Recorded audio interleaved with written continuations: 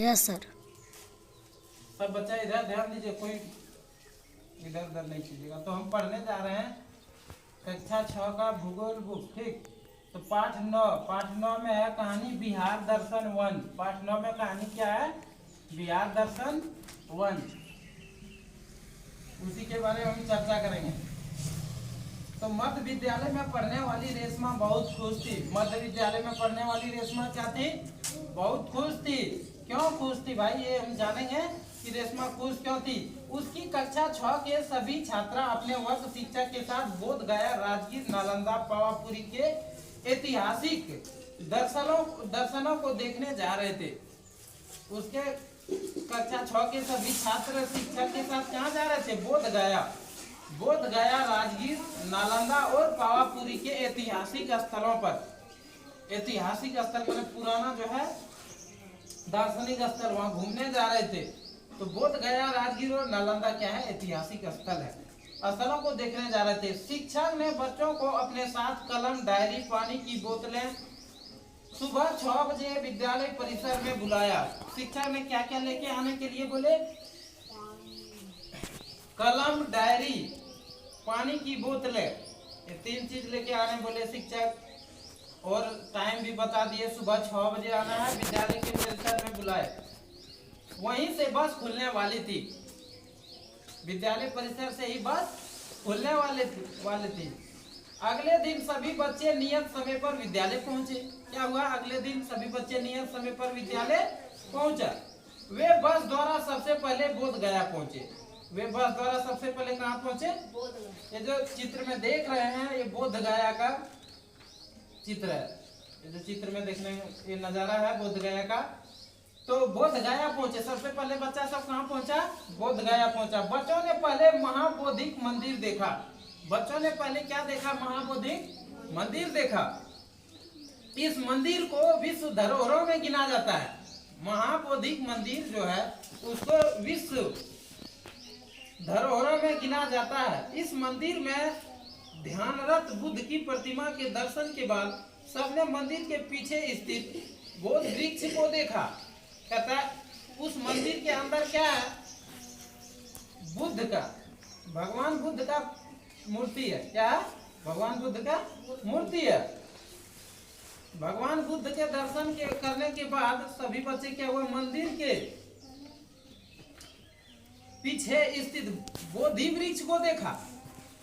बोधि वृक्ष को देखा। इसी वृक्ष के नीचे गौतम बुद्ध को ज्ञान की प्राप्ति हुई थी। इस मंदिर के पीछे जो है बोधि वृक्ष, उस बोधि वृक्ष के उसी बोधि वृक्ष के नीचे गौतम को ज्ञान प्राप्त हुआ था। क्या हुआ था? गौतम बुद्ध को ज्ञान प्राप्त हुआ था। तत्पश्चात में गौतम बुद्ध कहलाने लगे। क्या कहलाने लगे? गौतम बुद्ध कहलाने लगे। बोधि वृक्ष के नीचे बैठकर कई बौद्ध भिक्षु भगवान बुद्ध तथा कई भिक्षु भगवान बुद्ध की आराधना कर रहे थे। क्या कर रहे थे? आराधना कर रहे थे।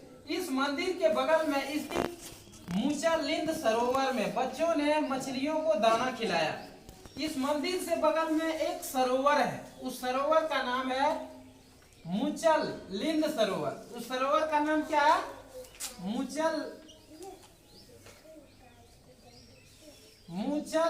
सरोवर। सरोवर का नाम क्या है?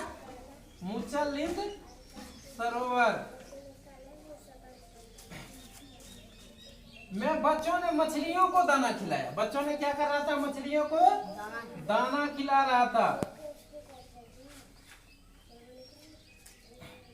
सरोवर में मछलियां भरी पड़ी थी। सरोवर में मछलियां क्या थी? भरी पड़ी थी। इतनी सारी मछलियों को देखकर बच्चों के आनंद की सीमा नहीं रही।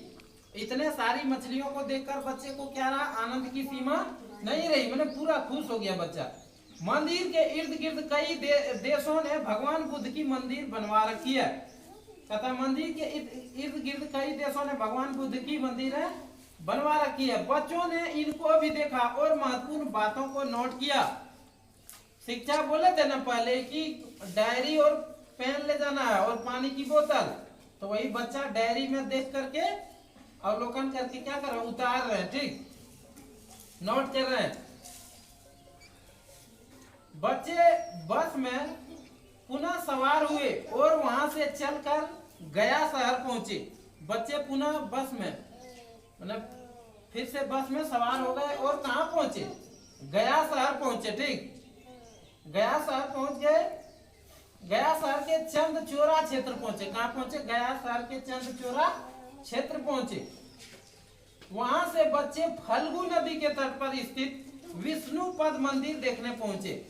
गया के चंदचोरा क्षेत्र पहुंचे, ठीक।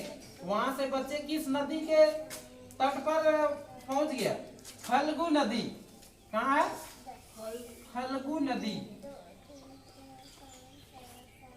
फल्गु नदी के तट पर। वहां विष्णुपद मंदिर, क्या,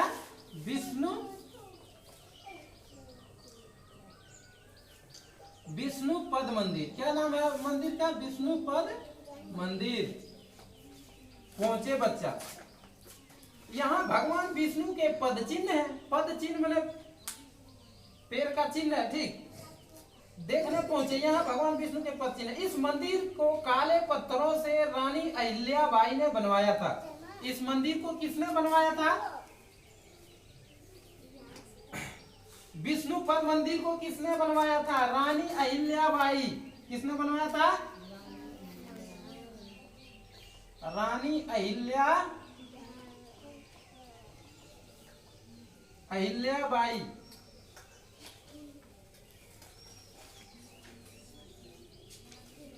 रानी अहिल्याबाई ने बनवाई थी।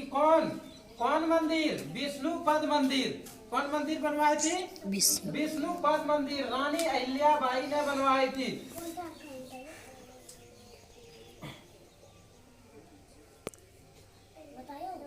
वहां के पुजारियों ने बताया कि प्रतिवर्ष, वहां के पुजारियों ने क्या बताया, प्रतिवर्ष आश्विन महीने के कृष्ण पक्ष में यहाँ पितृपक्ष का मेला 15 दिन तक लगता है। क्या बोले, आश्विन महीने में, आश्विन के कृष्ण पक्ष में यहाँ पितृ का मेला, कौन मेला लगता है, पितृ का मेला 15 दिनों के लिए लगता है। कितने दिनों के लिए लगता है, पितृ का मेला।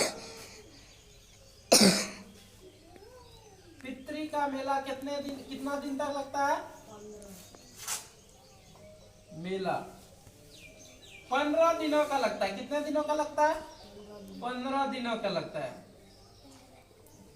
ये तुम लोग तो पूरा सब मोटरी लेके मेलवे में रहता दिन भर, अगर नजदीक में कर रहा तो मेला लगता है। क्या लगता है, 15 दिनों का लगता है। 15 दिनों तक एकदम चलते रहता है।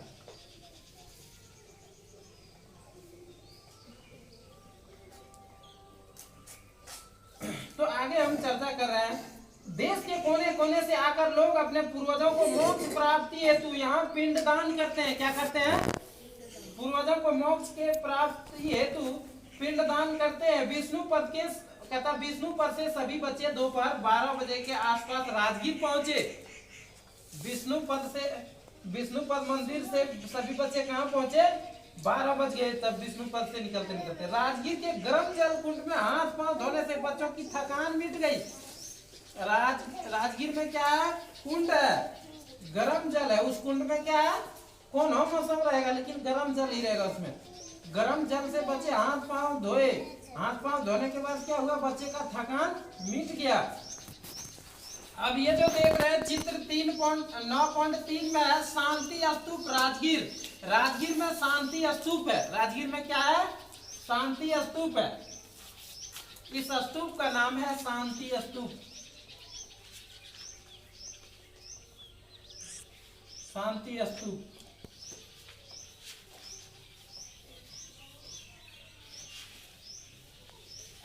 और ये है राजगीर में। कहाँ है, राजगीर में।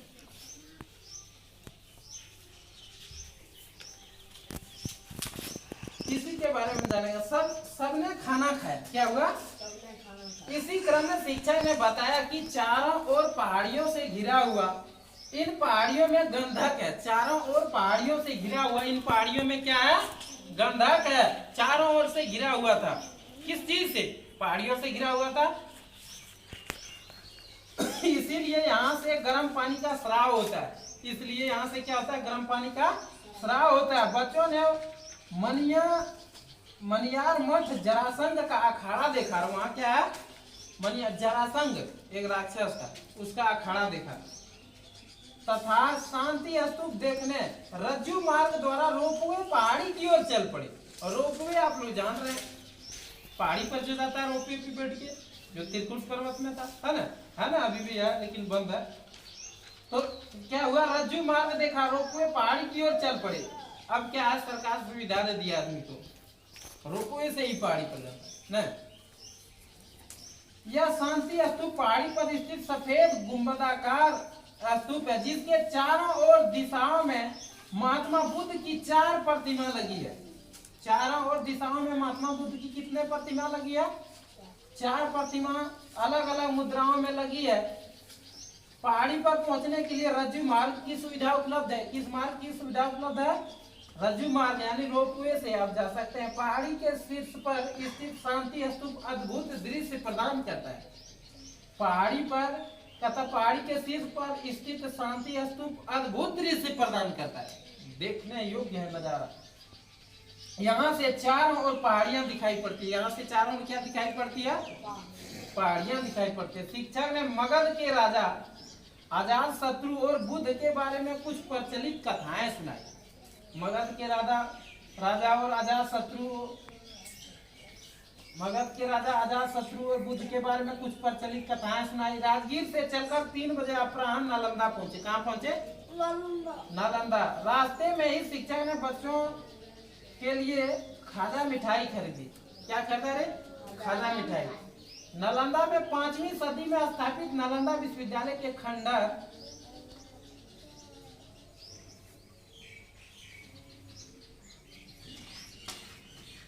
ये देखिए चित्र में जो देख रहे हैं नालंदा विश्वविद्यालय, क्या है, नालंदा विश्वविद्यालय। कहता अवशेष रूप में यह विद्यालय ज्ञान विज्ञान के अंतरराष्ट्रीय केंद्र के रूप में विख्यात था। अंतरराष्ट्रीय केंद्र के रूप में क्या था, विख्यात था। यहाँ नामांकन के लिए प्रवेश परीक्षा ली जाती थी। नालंदा विश्वविद्यालय में नामांकन के लिए क्या होता था, परीक्षा ली जाती थी, प्रवेश परीक्षा पास कीजिएगा तब आपका नामांकन होगा, नहीं तो नहीं होगा। देश विदेश से लोग 10,000 छात्र यहाँ रहकर अध्ययन करते थे। और नीचे जो देख रहे हैं ये चित्र है पावापुरी जल मंदिर का। ये जो चित्र है किस मंदिर का है, जल मंदिर। और जल मंदिर कहाँ स्थित है, पावापुरी में। तो बच्चों ने पुस्तकालय छात्रावास को देखा। यहीं पर एक संग्रहालय में कई दुर्लभ पांडुलिपियां और मूर्तियां देखी गई। कई दुर्लभ क्या देखी गई, संग्रहालय में मैंने इकट्ठा सब चीज रहता है देखने के लिए, पुराना ऐतिहासिक चीज। पांडुलिपियां और मूर्तियां देखी। कुछ एक बच्चे ने किताबें भी खरीदी। कुछ एक बच्चे ने क्या खरीदी, किताबें। यहाँ से सब पावापुरी स्थित जल मंदिर देखने पहुंचे। कहाँ पहुंचे, नालंदा से सब बच्चे कहाँ पहुंचे,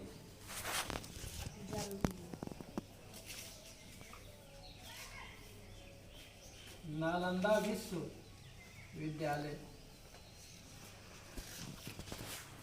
नालंदा विश्वविद्यालय वहां से कहाँ पहुंचे, जल मंदिर। कहाँ पहुंचे, जल मंदिर कहाँ है, पावापुरी। कहाँ है,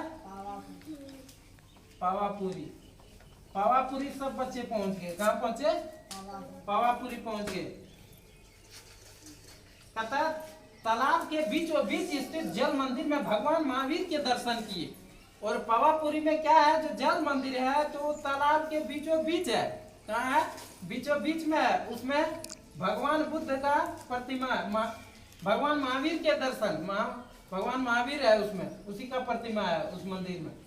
तालाब में मछलियों और कमल के फूल प्राकृतिक रूप से मंदिर की शोभा बढ़ा रहे थे। तालाब में क्या कर रहे थे, मछली और कमल के फूल तालाब का शोभा बढ़ा रहे थे, मंदिर की ओर शोभा बढ़ा रहा था। ठीक, देखने में नजारा बहुत अच्छा लग रहा था। यही वह जगह है जहाँ भगवान महावीर ने शरीर त्याग कर महापरिनिर्वाण प्राप्त किया। यही भगवान महावीर ने शरीर को त्याग किए थे। शाम घिर आई थी, अतः सभी बच्चे बस में सवार होकर घर लौटने लगे। शाम घिर आई थी, तो सब बच्चे क्या हुआ, घर लौटने लगे बस में सवार होके। शिक्षा ने बताया कि बगल में ही नवादा जिला है। बगल में कौन जिला है? नवादा जिला, जहां का वकोलत जलप्रपात अपने ठंडे जल के लिए प्रसिद्ध है। नवादा जिला का कौन चीज प्रसिद्ध है? वकोलत जलप्रपात ठंडे जल के लिए प्रसिद्ध है। यह एक मनोरम प्रकृति स्थल है। यह एक क्या? मनोरम प्रकृति स्थल है। समयाभाव के कारण हम लोग वहां नहीं जा सके। सभी बच्चे देर रात तक अपने अपने घर पहुंचे। सभी बच्चे क्या हुए? देर रात तक अपने अपने घर पहुंचे। समयाभाव मैंने समय नहीं बच पाया, नहीं तो वहां भी पहुंच जाता बच्चा। कहाँ? वकोलत जलप्रपात।